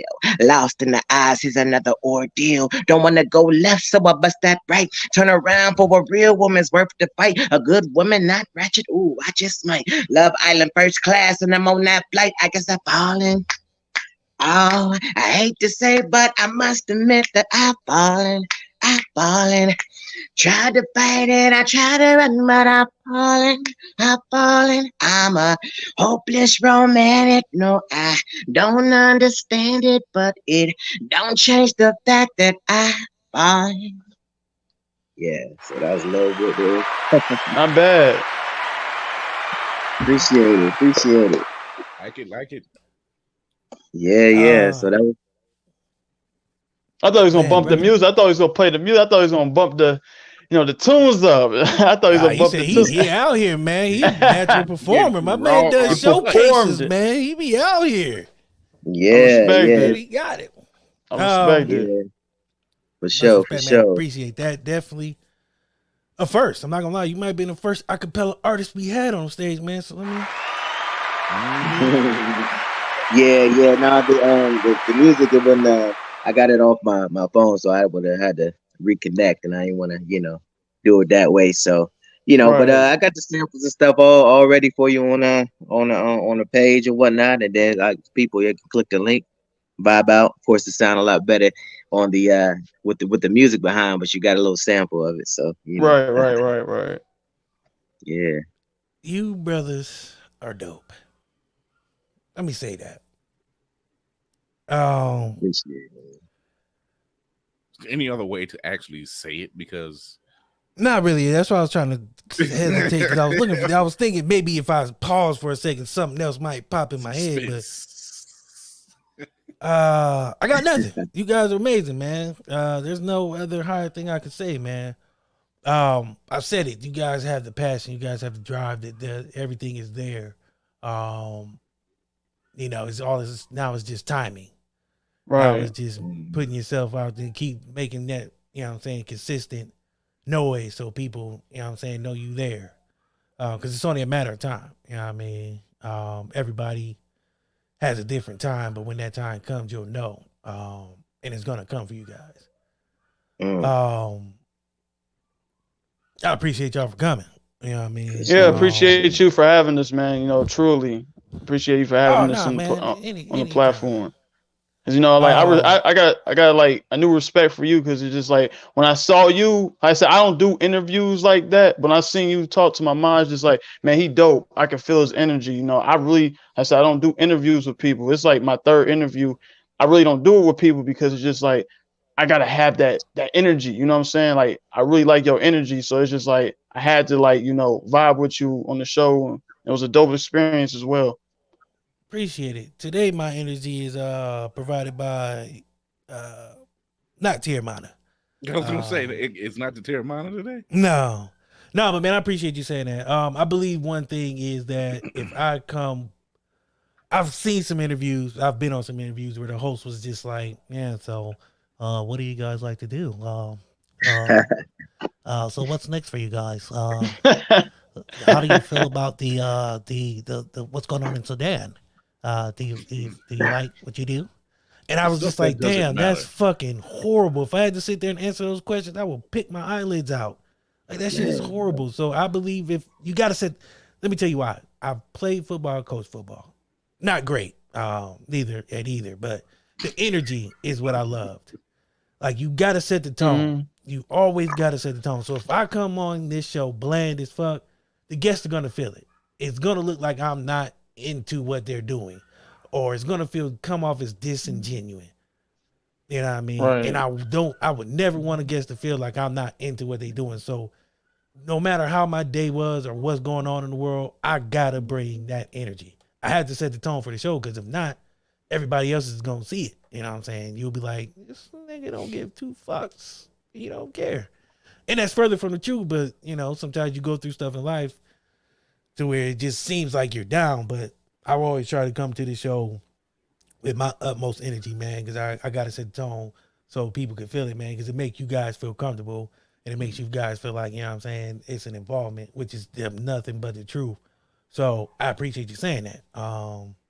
Sure. Somebody told me I need to calm down. Somebody was like, man, if you don't shut the fuck up and sit the fuck down, nigga might come to see you. And his eyes got big like that. I don't know why. It was just weird as fuck. When he said you, his eyes did this. I was like, man, don't look at me and say you like that. Nigga, that is creepy. But Right, nevertheless, right. man, and always the most, I appreciate both of you guys for coming. So I got to get it a little cliche. People who watch this show hear me say this about 1 billion times, and I'm gonna say it a fucking billion times more. You don't like it, who cares? I'm gonna say it because it's the truth. Once you hear one time, and you're always family. The door is always open. Got something you need to promote? Just want to come on and talk shit, man, and just have fun. You know how to get at me. I would never tell you no unless I have to or I didn't like you, and that's really far and few in between. But don't worry about that. You guys are good. Mhm. You guys are great. But nah, man, I do mean that. I enjoyed having you guys. It won't be the last time. You guys are always welcome. Tell the people where they can find you guys, get all that good music, get in touch with you when they ready to work and want to do more. You can Let's find start me with All you, right. at man. you can find Go me ahead. at all my socials at D Nash the Rapper with an E. You know, it says with an A. Y'all can find me with the A, but with the E on Instagram. D Nash the Rapper with the E, but it's A on everything else. You know, I lost my Instagram. Bad thing, but yeah, D Nash the Rapper with an E on Instagram. D Nash the Rapper with an A on everything else. Everything else. Okay. As far as me, on like as I mentioned earlier, Spotify, Apple, iTunes, and even Tidal, and YouTube Music. Just type in "romance," the romantic truth, straight like that, spaces in between, of course. And then on Instagram, it's at Romance the Romantic Truth 2020. And then it's the same for TikTok, Romance the Romantic Truth 20. Yeah, you can look me up and vibe out to the music and the EP that just came out, The Rhythms of Romance. Vibe out to that car, download it, stream it, share it, and then here on Facebook, my name is Caleb Love Davis on Facebook, Caleb Love Davis. And then I also have an artist page, the Romantic Truth, Romance the Romantic Truth artist page. So I'm building that up right now. And yeah, so next time I try to go live, I want to do like a live concert. I want to tag you guys in this, so maybe we can set up a day or something where I can do an actual 20-minute set or something. I like to do that to promote the project and everything, sometime this fall. So I'll be in touch about that. That'll be dope. Man. Yeah, that'd be dope. For sure. Chris, talk to the people. Yo, it's your man on the wall, Chris Fury. Tune in tomorrow night, 9 p.m. Facebook, YouTube, Twitch. I'm talking to Rich Singletary, aka the Creative Theory. He's one of the people on the team creating Broken Beat, the anime series. You want to check this out? I should have some media showing up tomorrow. I'll also be doing a movie giveaway, so tune in for that. Tuesday, 8:30 p.m. Eastern, same channels. Hit Blurred's Eye View on IG. You'll get to the link to all the bios. We are doing a little giveaway for our very own Candy B. She is expanding her venue for event planning, so she's finding less and less time to pile around with us low lifes, but that's okay. It's all in good fun for her and for us. But yeah, tune in, go to the IG page, Blurred's Eye View. Hit you for all those socials, all the links. Tune in to the YouTube channel, hit the notification bell. You get Fury's reaction reviews and past shows and much, much more. So that's my spiel, and I'm sticking to it. So, all right, because I'm lazy and I don't feel like doing all that talking because I talked for the last hour and 47 minutes. Y'all can read. Reading is fundamental. People try it. I got to thank our guest, man, Romance the Romantic Truth. D Nash coming from Cincinnati. Like I said, man, we doing the giveaway for Wife Like on Instagram. Next week, I'm bringing back the game shows, people. Next week, we playing Damn How Old Are You? And I got 3 contestants. Brooke Moore, C.L. Brown, and Brandon Janu. So we're going to play Damn How Old Are You? They're playing for a chance to win Rick's Chitlin Dinners. So shout out to Rick's Chitlin Dinners for sponsoring the show next week. It's beautiful. They got Great Depression, government, and poverty flavors now. So it's fucking. I'll provide the can't wipes. miss that. Who don't want to win that? $150 worth of chitlins. Woo, Lord. Best way to eat is throw them shits in the trash. Then the week after that, I'm bringing back 3 the Hard Way. It's going to be another game show. So got 2 game shows. I don't have the contestants for that yet, but we're bringing that back. Also, if you haven't already, go check out the Chambers Effect with the lovely and wonderful and talented Celeste and Leah Brown, Lamar Lester of Defining Enterprises. They have a lot of good things going on. And it was also their first podcast, so first of many. Also, the 4C event, man, is still going down. Still in the works. Got actually at the end of this month, man, I might have some breaking news, man. So the event is going down. So all content creators, podcasters, musicians, artists, everything. Come on down July 23rd, man. It's going to be a party up in Cleveland. Discussion panel, partying, you know what I'm saying? Networking, co-mingulating with other content creators, musicians, artists, small businesses, vendors, you know what I'm saying? The whole 9 yards. Come on down. It's going to be beautiful, man. I can't wait. I'm looking forward to it. I actually had a phone call today that took a lot of weight off my back, man. It was like Brock Lesnar on my shit, and I was walking around, and then they told me something. And I just, get off me, little nigga. But I'm looking forward to that, man. So I can't wait. Like I said, tune in next week, man. Funny games, interactive with the audience, man. Maybe y'all can help these people win this Chitlin Dinners. $150 worth of chitlins, man. I can't wait. Shout out to Rick's Chitlins. He also sponsored our Super Bowl party that everybody got sick at. So I don't know if I want to. Never mind. probably shouldn't have We'll said talk that about legally. that later. Schematics. Right, legally, I probably shouldn't have said that. But man, like I said, thanks to Romance for coming on, man. It was an honor meeting you the first time, man. Like I said at the event, seeing the passion, man, seeing you walk around with that I'm about to kill somebody face. It was just a game face. I get it. Can't help it. I got the broad man. shoulders. I get it from the family. Yeah, I was like, man, this nigga, I don't know who owe him money, but they better pay this man right now. Shout out to D-Dash, man. Like I said, his mom was on last week. It's a beautiful thing. She was like, I'm going to send my son to you guys for an interview, and he hit me up. And like I said, man, it's wonderful, man. All are welcome. This show is for the people, by the people. They say no hidden agendas. I don't do this because I have to. I do it because I want to. I enjoy talking to artists of all kinds, podcasters, whoever, man. If you got a story to tell, we would love to talk to you, whether it's your first time or your millionth time, man. Come on through. As you can see at the bottom of the screen, I ain't hard to get at. My inbox is always open. My emails is always open, and I'm always checking, and I'm always working. Oh, I forgot to say this. We are still top 10, baby. We're still top 10. Let me bring it up real quick, man. If you go to Good Pods and you look us up, thank you, sir. I'm about to go real quick, man. You enjoy your night. Y'all too, man. Take it easy, Roman. Appreciate you. We'll get at you. All right. Number 6 in indie music. Number 7 in music interviews, and number 10 in indie entertainment. That's all top 10, baby. The show is top 10. We out here. We went from 4, 9 to 6, 7, 10. But we still out here, man. Still top 10. So you already know, if we top 10, you need to be here. Stop playing games. 2 years running, man. Out here ready to win awards and shit. Stop playing with my name. I don't usually get cocky and, you know what I'm saying, get talkative about my shit, but the numbers don't lie, people. And the numbers don't lie. They speak for themselves.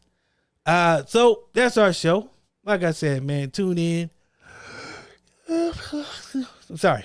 Tune in. It's that time, baby. It's that time. It's been so great. When I talk about myself, I get tired. I don't usually do it. So forgive me, y'all. I'm cranky. Appreciate our guests, man. Appreciate everybody who's made season 6 so great so far. But don't forget, we ain't done yet, man. It's we still got time. If you want to come on the show, just say that. Stop playing like you don't want to be on here. You know you want to be on here. You know you want to join in. But anywho, man, you know what time it is, man. We gonna leave y'all with the what?